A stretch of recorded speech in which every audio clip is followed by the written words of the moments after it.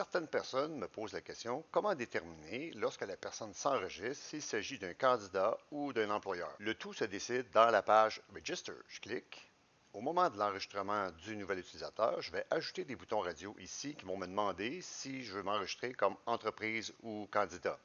Dans le framework que j'utilise, pour manipuler la page de Register qui devient automatiquement avec le framework, je dois la générer pour la manipuler. Votre framework opère différemment. Dans Areas, dans Identity, dans les pages, c'est ici que je retrouve dans Account les pages de connexion de Register de Logout. La page Register ne se trouve pas, donc je vais la scaffolder.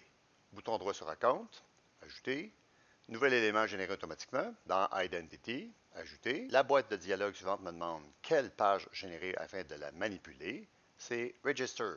Je m'en viens ici, je coche la page Register, j'indique mon DB contexte et je fais Ajouter.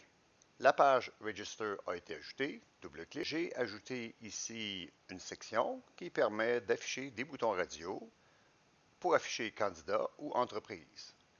Le tout doit évidemment être lié à une propriété dans un modèle que j'ai appelé input et évidemment, comme il s'agit d'un nouveau contrôle, l'attribut rôle ne s'y trouve pas. Je vais simplement aller dans le code en arrière-plan, Register, que j'ai ici, je vais ajouter un champ rôle pour contenir le choix de l'utilisateur, soit entreprise ou candidat.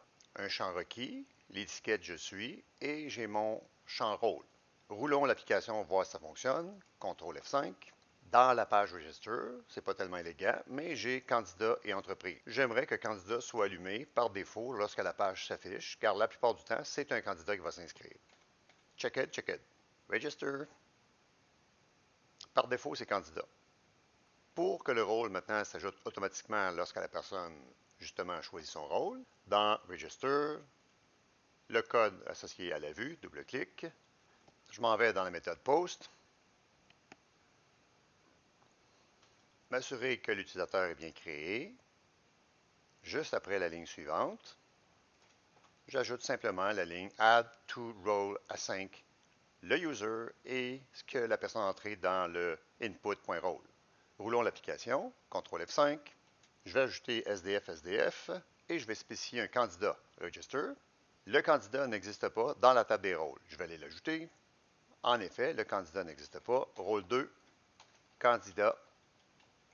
La même chose en majuscule. Je quitte la ligne pour l'étamper. Je retourne dans l'interface. Je vais faire simplement un refresh. Continue. Il y a eu le temps de créer le SDF quand ça a planté. Je vais créer SDF1. Candidat, Register, confirme. Je vais aller voir dans la table des users d'abord, bouton droit, afficher les données. Le SDF1 est ici, avec le GUID qui commence par 13. Dans User Roles, clic. User Roles, bouton droit. Il a été entré ici, c'est bien le 013 avec le rôle 2.